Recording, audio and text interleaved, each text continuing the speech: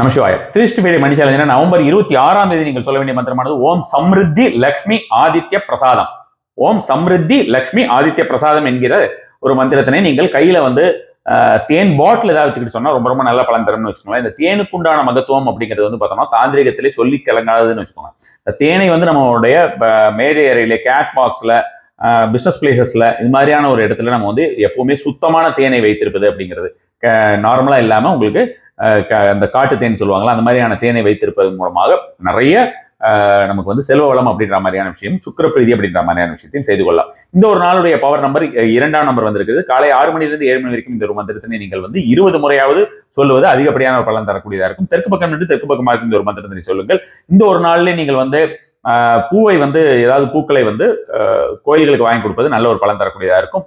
முருங்கை பூ இருந்ததுன்னா அந்த முருங்கை பூ ஃப்ரெஷ்ஷா இருக்கக்கூடிய முருங்கை பூவை வாங்கி இந்த ஒரு நாள்ல கேஷ் பாக்ஸ்ல வச்சு பாருங்க. அதுக்கப்புறம் ஒரு 2-3 நாள் கழிஞ்சு நீங்க தூக்கி போட்டுடலாம். இது வந்து ரொம்ப நல்ல ஒரு பலன் தரக்கூடியதா இருக்கும் இந்த ஒரு நாளை பொறுத்த வரைக்கும். இந்த ஒரு நாளிலே நீங்கள் ஹிருதய கமலம் கோலம் வரைய வேண்டும். ஆண்களாக இருக்கும் பட்சத்திலுமே இந்த ஹிருதய கமலம் கோலம் வரைந்து அதை சிறிது நேரம் பார்த்து வாருங்கள். அது எப்படி பண்றது அப்படின்றது கூகுள்ல பாத்தீங்கன்னாலோ யூடியூப்ல பாத்தீங்கன்னாலோ தெரியும். நமசிவாய.